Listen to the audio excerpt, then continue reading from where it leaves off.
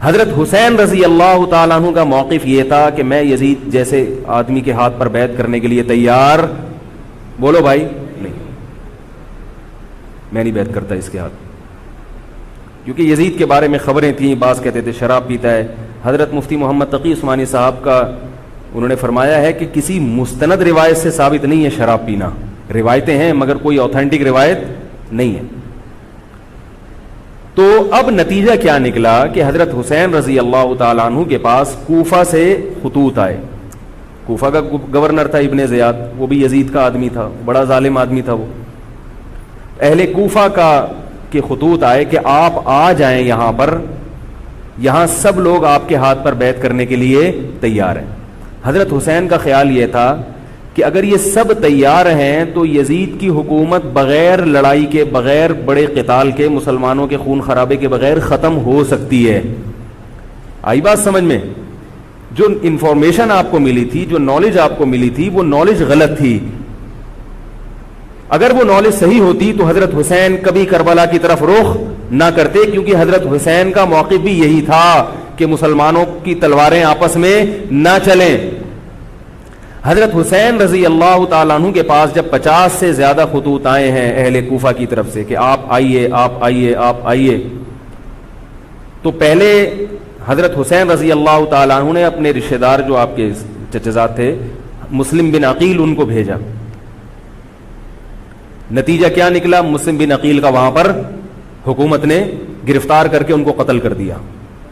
अब ये एक ऐसा जुल्म था जिसके जाहिर है कि किसी को सफ़ीर बना के भेजा जाए, किसी को हाल अहवाल देखने के लिए भेजा जाए, और हजरत हुसैन की नीयत हरगिज बगावत की नहीं थी। मगर कूफा के गवर्नर को और यजीद को यह ख्याल था कि खिलाफत के असल अहल यकीनन यही हैं। कहीं ऐसा तो नहीं है कि ये अमीर बनना चाहते हैं, ये खलीफा बनना चाहते हैं। एक खौफ उसके दिल में बैठ गया था, एक लाशूर में खौफ होता है ना, इंसान के दिल में बैठ जाता है कि आप 100 दफा भी कहें भी मेरी ये नीयत नहीं है, मगर वो डर रहा होता है कि यार ये कुछ कर न लें। तो जब मुस्लिम बिन अकील को शहीद किया गया, हजरत हुसैन रजी अल्लाह ताला अन्हु जा चुके थे। जब हजरत हुसैन रजी अल्लाह ताला अन्हु कूफा की तरफ जा रहे थे, बहुत सारे सहाबा ने आपको मना किया, जिनमें अब्दुल्लाह इब्न उमर रजी अल्लाह ताला अन्हु भी थे, अब्दुल्लाह इब्न अब्बास रजी अल्लाह ताला अन्हु भी, कि आप ये काम ना करें। बाज ने तो कहा कि हमें आपकी शहादत का यकीन है, क्योंकि जिस हालात में आप जा रहे हैं हुकूमत ये समझेगी कि बगावत करने आ रहे हैं, लिहाजा वो आपको क्या करेगी, इस बेस पे कत्ल नहीं करेगी कि आप नवासे रसूल हैं, क्योंकि वो भी मुसलमान थे। इस बेस पे कत्ल करेगी कि आपकी नीयत क्या है, हुकूमत के खिलाफ बगावत। तो उनके पास एक अपने आप को बरहक साबित करने के लिए एक दलील होगी कि हुकूमत का बागी जो भी हो उसे क्या कर दो, कत्ल। रसूलुल्लाह सल्लल्लाहु अलैहि वसल्लम ने फरमाया, सही हदीस है, कि जब मुसलमान किसी एक अमीर पे जमा हो जाएं तो उसके खिलाफ जो भी उठे, नबी ने फरमाया उसको कत्ल कर दो, काइनम मन कान, चाहे वो उसके खिलाफ उठने वाला कितना ही नेक क्यों ना हो। ये हदीस के अल्फाज हैं।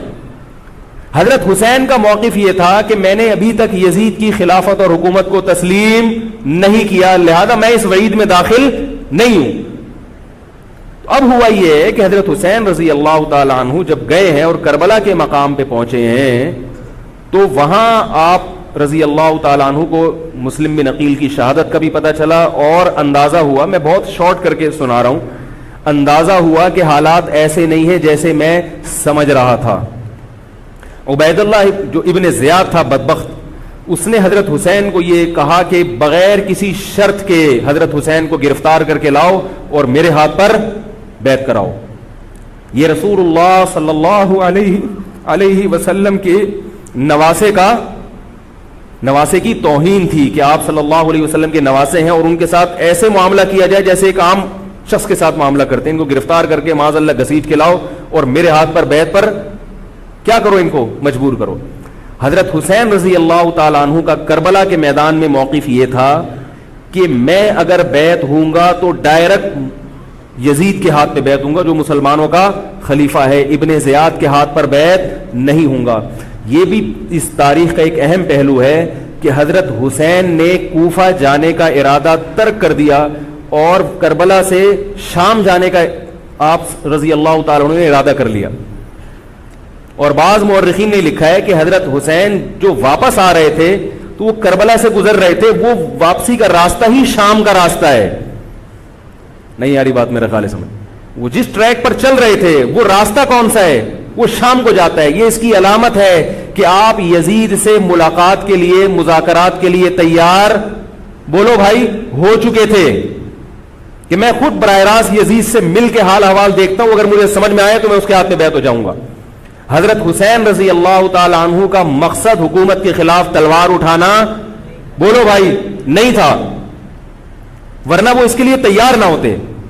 मगर जो इब्ने ज़ियाद था उसने हजरत हुसैन रजी अल्लाह ताला अन्हु और आपके साथ जितने अहले बैत थे उन पर जुल्म यह किया उस बदबख्त ने कि उसने उन्हें शाम जाने का रास्ता नहीं दिया और उसमें अपनी तौहीन महसूस की कि मेरे हाथ पर बैत क्यों नहीं हो रहे, और लश्कर भेजा जिस लश्कर ने चारों तरफ से हजरत हुसैन रजी अल्लाह ताला अन्हु को घेरा। हजरत हुसैन ने कहा कि मैं इज्जत की जो मौत है उसको जिल्लत की जिंदगी पर तरजीह देता हूं। कोई भी गैरतमंद होता तो उस वक्त यही करता कि भाई जब मैं अपने दावे से भी दस्तबरदार हो गया और मैं शाम जाने के लिए भी तैयार हो गया, अब मेरा रास्ता रोकने की क्या हकीकत है। अल्लाह ताला कूफा के गवर्नर के जरिए हजरत हुसैन का कत्ल करवाना चाहते थे ताकि उसकी बदबख्ती सारी दुनिया के सामने जाहिर हो जाए। अगर हजरत हुसैन फिर भी तलवार चलाते, फिर भी लड़ते, तो हजरत हुसैन पर यह इल्जाम लगाया जा सकता था कि माज अल्लाह आप बागियों में हैं। तो अल्लाह ताला ने अपने नबी के नवासे को इस इल्जाम से महफूज रखा और आपने लड़ाई का इरादा तर्क कर दिया। हजरत हुसैन ने करबला के मैदान में जो लड़ाई लड़ी है वो इकदामी लड़ाई नहीं थी, वो दिफाई लड़ाई थी। देखो, जब हुकूमत आपको घेर ले चारों तरफ से, आप कहें ठीक है भाई मैं लड़ाई से दस्तबरदार होता हूं, मुझे मेरे घर जाने दो। हजरत हुसैन का एक मुतालबा यह भी था कि या तो मुझे वापस जाने दो मदीना, मैं जहां से आया हूं वहीं जा रहा हूं वापस, मक्का जाने दो या मदीना जाने दो। उनका एक मुतालबा था कि नहीं, इनको गिरफ्तार करके लाओ और जबरदस्ती हमारे हाथ पर बैत कराओ। यह जुल्म था। नतीजा क्या निकला है कि करबला के मैदान में आपको घेर कर आपको भी शहीद कर दिया गया और जितने अहले बैत थे मर्द, सिवाय इमाम ज़ैनुल आबिदीन के जो हजरत हुसैन रजी अल्लाह, हजरत हसन के बेटे थे, इनके अलावा जितने भी अहले बैत थे उन सबको कत्ल कर दिया गया। और ये इस्लामी तारीख पर एक बदनुमा दाग है ये वाकया कि एक इस्लामी हुकूमत थी और उसके इस्लामी हुक्मरान थे और उन हुक्मरानों के हाथों मोहम्मद सल्लल्लाहु अलैहि वसल्लम के नवासे का सर जो है वो गर्दन उड़ाई गई है। मुझसे खुदा की कसम ये अल्फाज अदा नहीं हो रहे, मैं अपने जज्बात पे बहुत ज्यादा कंट्रोल कर रहा हूं। वो मंजर क्या होगा कि जब नबी सल्लल्लाहु अलैहि वसल्लम के नवासे, आप सल्लल्लाहु अलैहि वसल्लम के नवासे की गर्दन उड़ाई गई होगी। तो ये बहुत एक इस्लामी तारीख में एक बदतरीन वाकया है। लेकिन बात यह है कि जब यह वाकया हो गया और कत्ल कर दिया गया, बाकी जितने भी जो जिंदा बचे थे अहले बैत वो यजीद के पास ले जाए गए। रिवायात में आता है कि यजीद ने उनका इकराम किया और उनको इज्जत के साथ तोहफे तोहफे देकर वापस किया। ये जो करबला के वाकयात में जो जुल्म की दास्तानें इजाफी बयान की जाती हैं, इसका मुस्तनद तारीखी रिवायात से कोई सबूत, बोलो भाई, नहीं मिलता।